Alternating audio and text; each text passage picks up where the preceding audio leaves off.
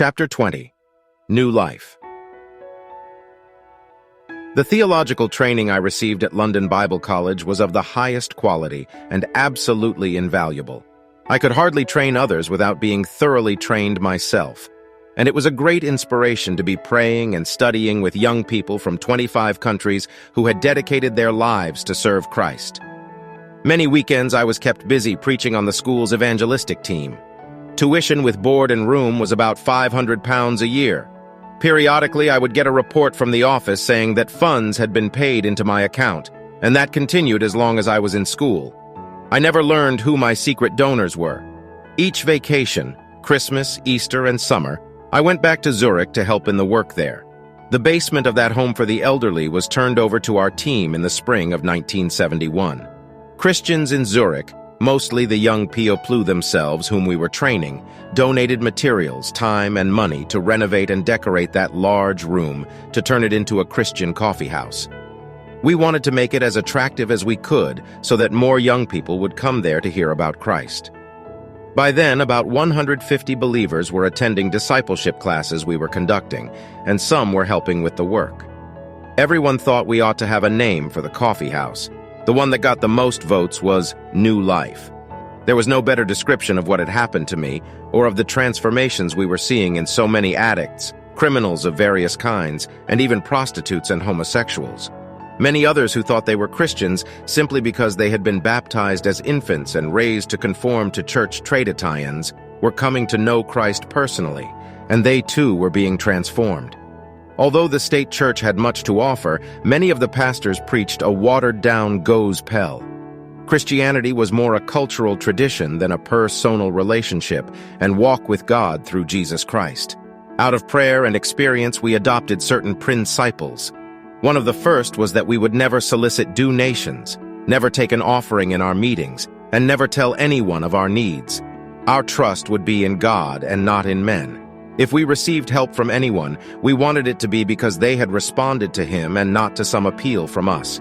Another principle was to be motivated only by Christ's love. In love, God had given His Son, and because He loved us, Christ had died for our sins. We prayed that God would help us to preach Christ and to serve Him out of love, not because we hoped for a reward in heaven. 2 Timothy 2:2 expressed our third principle. The things that thou hast heard of me among many witnesses, the same commit thou to faithful men, who shall be able to teach others also. We understood that our primary task was to make disciples who in turn could win others and train them too. From the very beginning, we realized that one basic need was solid Bible teaching and definite training in Christian living. Converts needed to know what they believed and why. It was one thing to begin the Christian life with great enthusiasm, but it was something else to grow stronger daily in the faith and to win others to Christ. The newfound joy might last for days or even weeks, but when the going got tough and doubts came and friends tried to entice them back to the old ways, the temptation to have some more illicit sex or another drug high could suddenly become overwhelming. It takes much more than enthusiasm to carry one through the real tests and battles of life. We emphasized that Christ had not come just to bring men to heaven, but to change the way men live upon earth here and now, that He expected His disciples to obey Him, not just to believe on Him. We preached what Christ said, "If any man would come after me, let him deny himself and take up his cross and follow me." Matthew 16:24. And we made that message crystal clear. Heinz and Anneliese, who had married shortly after coming to Zurich, used their small 3-room apartment for spaghetti evangelism, inviting young people in from the streets for dinner and discussion. Eventually, the ministry spread to a huge old house of 4 floors and 14 rooms. That became permanent home for the team and temporary home for hundreds of hippies who stopped there for a night or 2 or 3 and heard of Christ. Many abandoned their plans to follow the drug trail into India and went back to apologize to parents they had hated but now loved with Christ's love. But that spacious house on Moerlestrasse, where our first 8-month discipleship school began in 1972, was soon too small. In 1973, in what had once been a large retirement home, we began the first class of a 3-year Bible school that heavily emphasizes practical training. We handpicked the students after observing them closely on summer Miss Science. Consequently, nearly all went into full-time Christian service. About 6 months of the third year were spent in practical evangelistic work in one of the several cities in Europe where we had teams based. Each team trusted the Lord for its own needs, and its ties with New Life Fellowship were spiritual, not organizational. In 1974, we moved into larger quarters in the village of Walzenhausen, overlooking Lake Constance in northeastern Switzerland. Parts of Germany and Austria, as well as Switzerland, could be seen in the inspiring panorama below us. Underscore.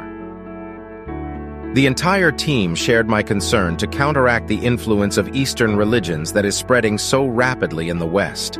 Since becoming a Christian, I had observed with deep concern the rapid acceleration of a powerful but largely unrecognized Eastern influence upon the average Western mind. This invasion by Eastern religions has subtly but heavily influenced almost every area of Western society. Through the deliberate efforts of Hindu and Buddhist gurus such as Vivekananda, Aurobindo, Sri Chinmoy, who leads meditations at the United Nations in New York, and the very influential Dalai Lama, significant changes in Western thinking, beliefs, and lifestyles have been effected. Literally millions of people have accepted Eastern presuppositions, including karma, reincarnation, and vegetarianism for religious reasons. And these figures do not include millions more who have become personally involved in countless Hindu-Buddhist sects, such as the Hare Krishna movement, the Self-Realization Fellowship of Yogananda, Divine Light Mission, Nichiren Shoshu, and numerous related mind dynamics groups, such as Silva Mind Control. As a former Hindu who began to travel widely throughout the West, I was astonished to observe that not only Rosicrucianism and Freemasonry have Hindu-Buddhist roots, but that almost every one of the established and respected Western sects, such as Christian Science, Science of Mind, Religious Science, and Unity, is a syncretistic blend of Hinduism and Christian heresy. Even the American-born Mormon Church, with its Christian image, is founded upon basic Hindu concepts, such as the belief in the pre-existence of the soul, a multiplicity of gods, and the teaching that godhood is the ultimate goal for humanity. Feeling a responsibility to expose the Hinduization of Western society, I began to speak out more bluntly in public to warn those who were being drawn into yoga, meditation, and other forms of Eastern mysticism of the dangerous trap they were falling into. Invitations began to come for me to speak at colleges and universities on comparative religions and mysticism, or to contrast Christianity with Hinduism and other Eastern religions. After all, I had seen it from both sides. Soon I was receiving invitations to speak in many countries. It was no longer possible to confine myself to Europe.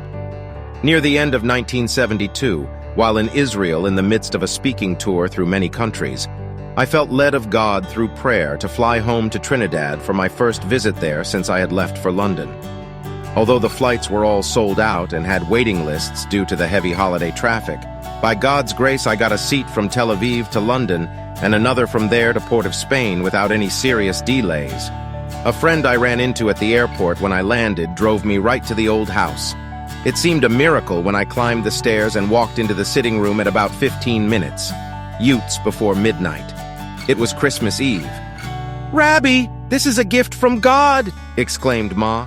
"I've been asking him please to send you here for Christmas." What a reunion we had after 6 years. Ma was growing older and seemed much feebler than when I had left, but she was still praising God and still a radiant testimony for Christ.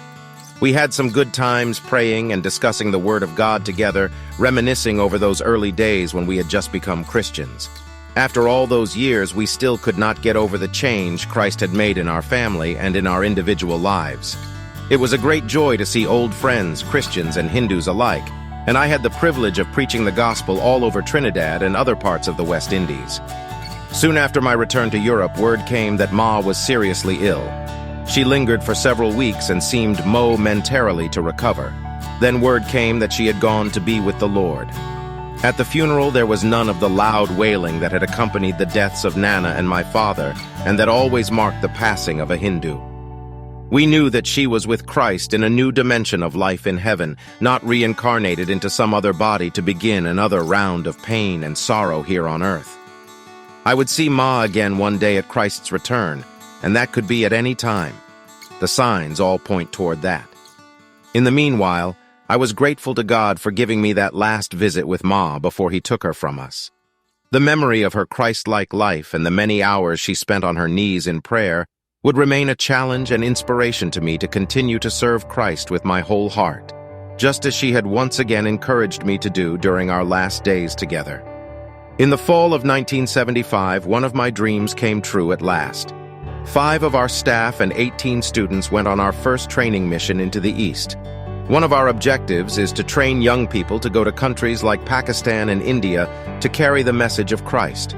We are offering scholarships to select students while attending Bible colleges, seminaries, and universities in India and other parts of Asia. One of my objectives on this trip was to make contacts for this program. In Yugoslavia, 2 of our 3 VW minibuses were stopped and the passengers arrested for distributing Christian literature. After some hours, they were released and we continued east. On our way through Turkey, I had the joy of preaching for the first time in a Muslim country and saw some Muslims receive Christ. In Istanbul, it was a great encouragement to stay in the home of a young couple who had become Christians in Zurich 3 years before, and to see that they were serving their Lord and growing in the faith. The young man belonged to one of Turkey's wealthiest families.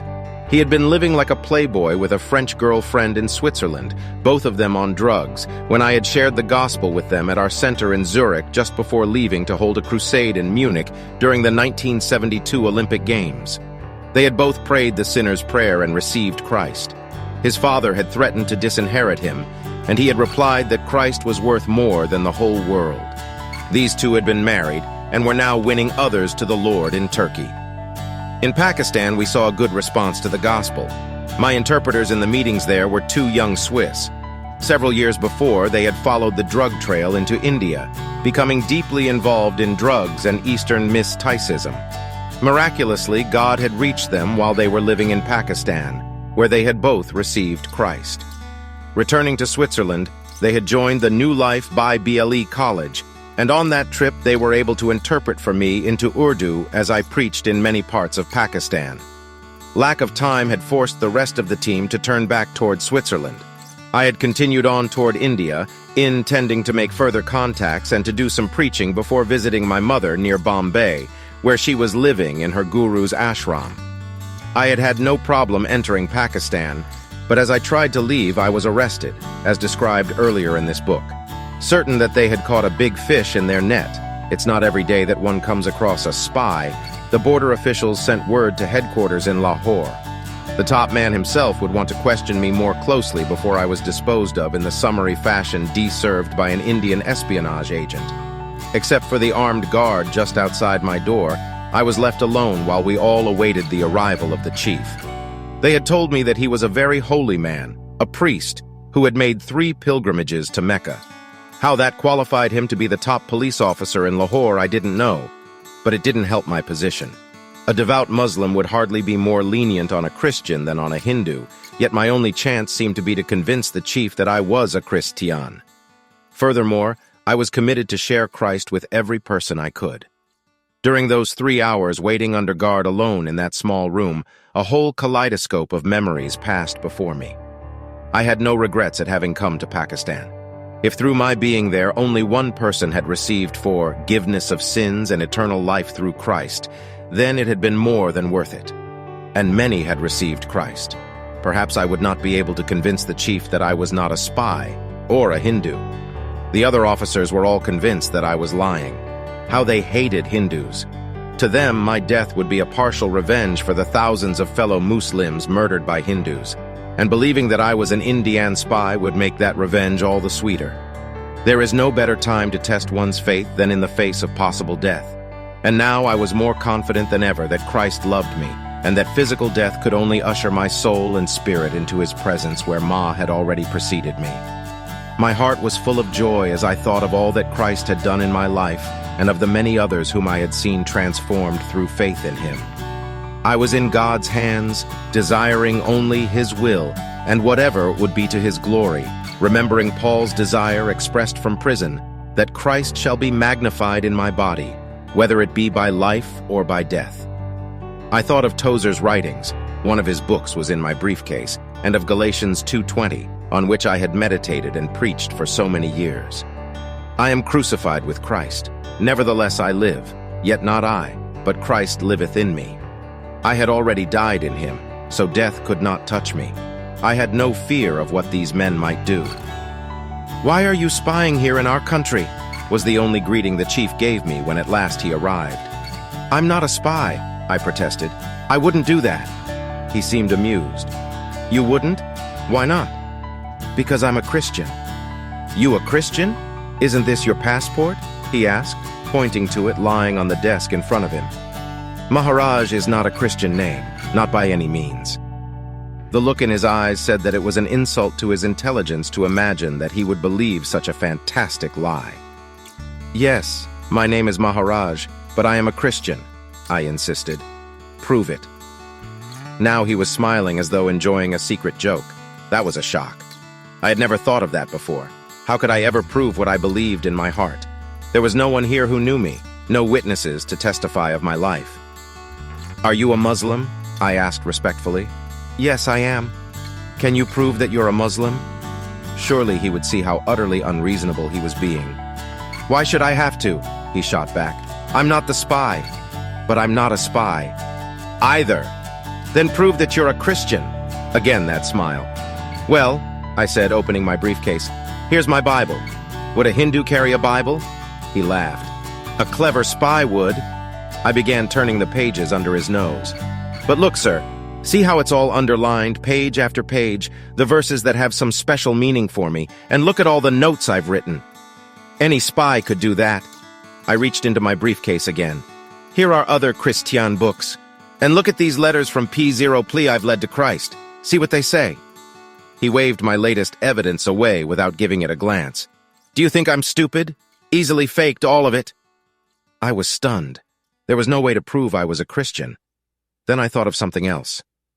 "I have one other piece of evidence," I said, reaching into my briefcase for the last time. "It's a manuscript, the story of my life." I laid it on the desk in front of him. "It tells everything. My life as a Hindu and how I became a follower of Jesus the Messiah. No spy would think of faking something like that. Not that many pages." Giving me a skeptical look, he opened the manuscript and began to read. This was my last hope. As he turned page after page, I alternately prayed and watched his expression. At chapter 14, Death of a Guru, nothing beyond that had been written at that time, he began to read more slowly, apparently absorbed in the story of how I had turned from Hinduism to Jesus Christ. Near the end, as he read about the smashing and burning of the idols, he grunted approvingly and nodded his head. The Quran denounces idolatry, and Muslims had destroyed many Hindu idols and temples in their conquest of India centuries before.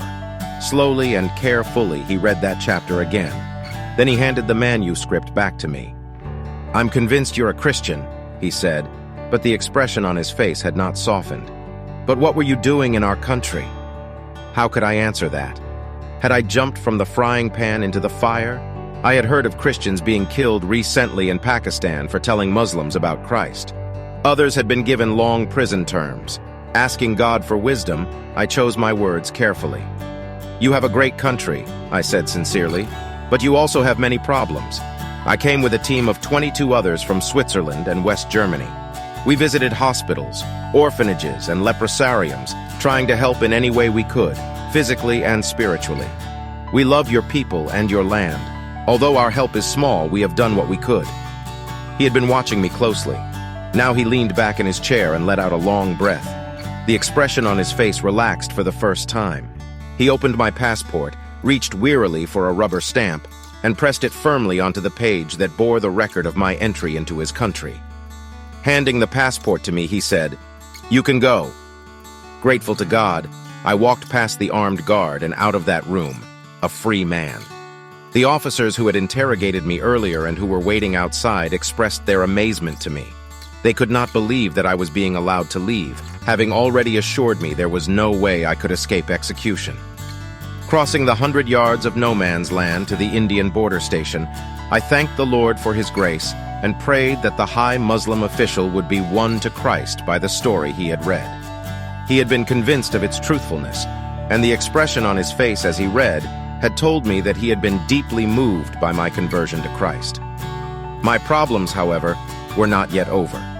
I was promptly taken into an inner office for questioning by Indian officials.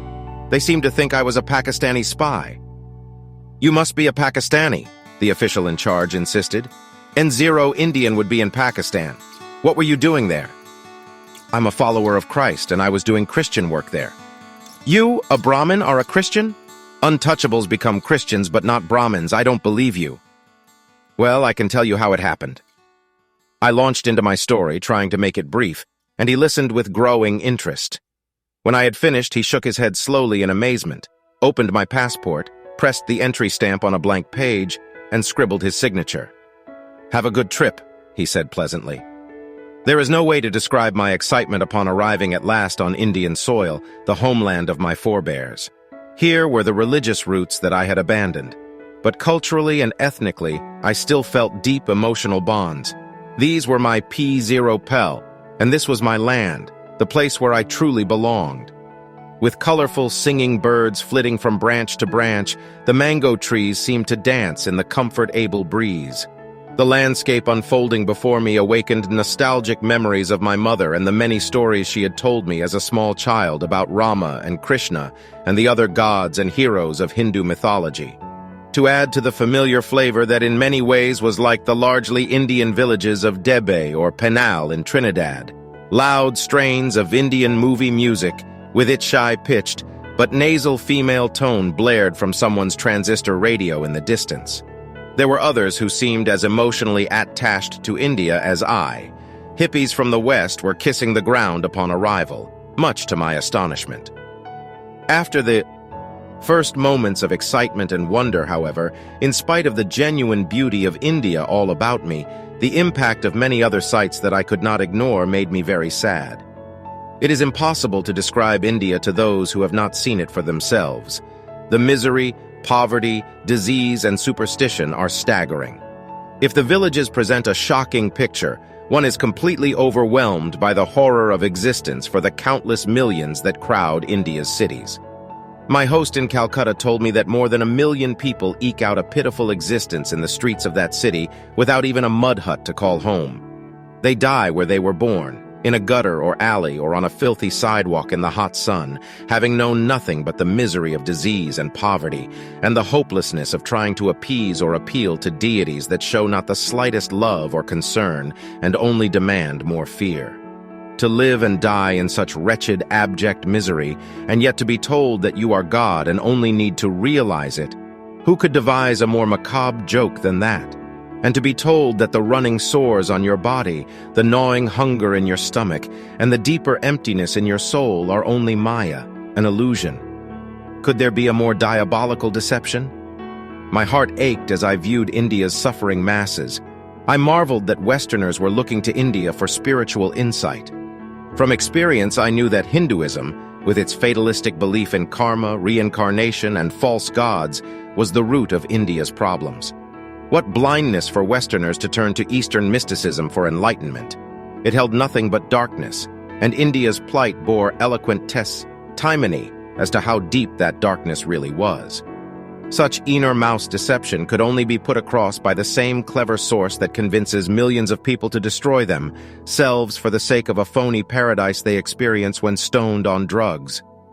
It was a happy but also a strange and somewhat tense experience to see my mother once again, only the third time in 21 years. Shortly after I left Trinidad for England, she had suddenly quit the temple in Port of Spain, dropping that prestigious position where she had seemingly been so happy. With money that her wealthy friends had raised for furniture, books, and equipment, she had started a school for girls. Everyone had confidence that with her in charge, it would be a first-class institution of learning. Although it was supposed to be non-sectarian, she had placed a heavy emphasis upon yoga in the curriculum, teaching that course to the students herself. Then, abruptly one weekend, without any notice or warning, she had simply packed her bags and vanished. Aunt Ravati later had learned that my mother had been ordered to the New York temple of her guru, Baba Muktananda, where she spent a year recruiting disciples from among wealthy Americans, before returning to his main temple in India to take a position of great responsibility. When I arrived at his temple near Bombay, most of the young Westerners were away because Muktananda was in the United States. There he was recruiting thousands of new disciples and introducing Kundalini Yoga with its serpent power to the medical profession, where it was, strangely enough, relabeled the latest medical science. This popular guru's complex of high-rise buildings stands like an oasis of prosperity and affluence in the midst of the most miserable poverty. To be living once again in a Hindu temple, what memories came back to me, and how clearly I sensed the darkness and oppression of evil spirits. I was thankful, however, for the opportunity to speak earnestly with Yof the West earners who were living and studying there. "Look at the misery all around you," he would say Compassi ornately. With her vast natural resources and manpower, India should be one of the most prosperous countries in the world. But she has been ruined by her religious philos 05. It's heartbreaking. Why, in spite of all this, are you accepting Hinduism? "We're sick of Western materialism," they would reply. Today, India is trying desperately to get Western technology and materialism, I would remind them, hoping to save her starving millions. Not just Westerners, but lots of wealthy Hindus too are materialistic. Hinduism won't deliver you from that, but Christ can. Look at what Muktananda has built with the money he has gotten in the West. How much of it has he used to help the starving, miserable people in the little shacks surrounding this wealthy PR0P, Erdi? Christ is the only hope for you or me, or India. And the materialism you have rejected is not Christianity. My mother looked thin and not too well. The regime was rigorous, beginning at 3:30 a.m. each day with several hours of yoga and meditation.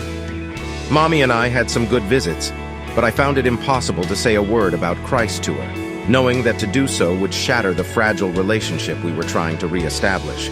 But I prayed daily that the Lord would allow me to have a few days with her away from the overpowering presence of demons in that temple.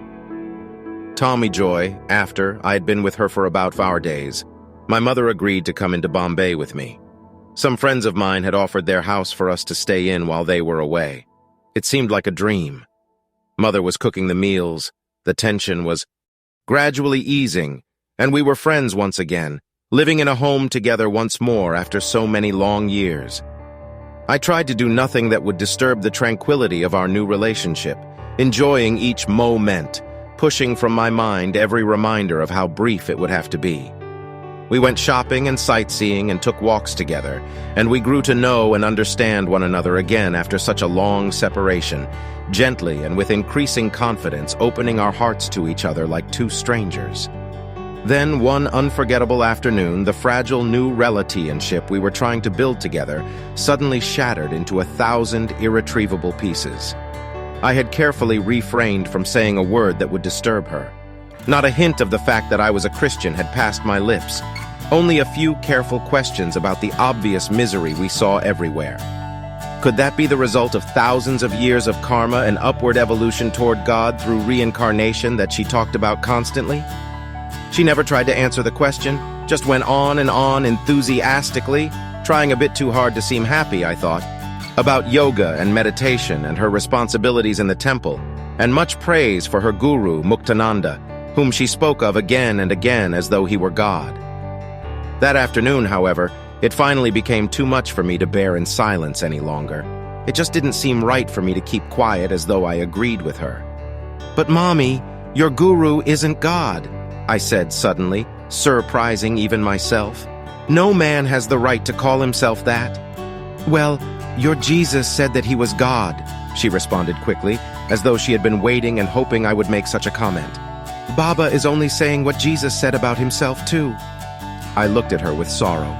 "But Mommy," I said earnestly, "when Jesus says he's God, he really is God, and the Bible does show it to be true.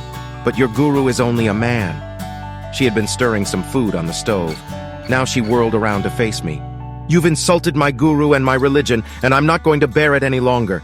If this is why you came, just to convert me to Christianity, then don't bother ever coming back." She hurried from the room, leaving me almost too shocked to move.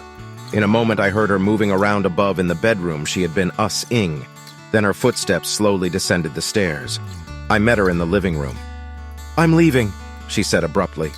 "Mommy, you can't do that," I protested, taking the little suitcase from her hand and putting it on the floor. "Please don't go." She picked up her suitcase and resolutely went out the front door. I watched through the window, feeling helpless and shattered as she said goodbye to some people living on the same property that she had become acquainted with. Then she disappeared down the street carrying her small bag. I couldn't believe it was happening. I had patiently waited so long, and now this. It was one of the most heartbreaking experiences in my entire life. Almost too stunned to think, I found my way somehow into my room and fell across the bed, utterly desolate, scarcely able to pray. "Lord," I pleaded, "after all these years, is this all I can say to my mother about you? If she doesn't come back now, I may never see her again. Please bring her back." I continued to pray, but I was in such agony of soul that I fell asleep in my sorrow. When I awakened, it had grown dark. Someone was moving around in the bedroom my mother had been using. Sitting up, I listened. Could it be? Then everything became quiet. I heard nothing but the sound of my own breathing. I waited as long as I could stand the suspense, then went cautiously up to her room. She was lying on the bed. "May I bring you something for supper?" I asked. She mumbled a faint "no" and turned her face away. I went downstairs and fixed myself something to eat. All remained quiet upstairs. Several hours later, I asked her if I could bring her something to drink, but the response was the same. I prayed a good part of that night for her. The next day, she again refused my hesitant offers of food or drink and remained secluded in her room. In the evening, a friend from Operation Mobilization joined me, and we prayed for hours under my mother's room. The next morning, she came into the kitchen and fixed breakfast as though nothing had happened. Conversing together, we carefully avoided any mention of that unhappy incident and stayed away from subjects that might lead to a recurrence. It was the day before Christmas, the first one we would spend together in 21 years. I had some business to take care of at a Christian bookstore in Bombay, my last chance before it closed for the holidays, so I went there in the late afternoon. After our discussion, as the manager and I walked from his office to the front door, I noticed a book with an interesting title, Theology, Hindu and Christian, and bought a copy for myself. It would have helpful information for the many talks I gave on that subject. When I returned to the house, Mother was already preparing our supper. I stopped in the kitchen, and we were talking together when my friend from Operation Mobilization came in. "Here's something I want to give you, Rabbi," he said, handing a book to me. "I know you're interested in this subject."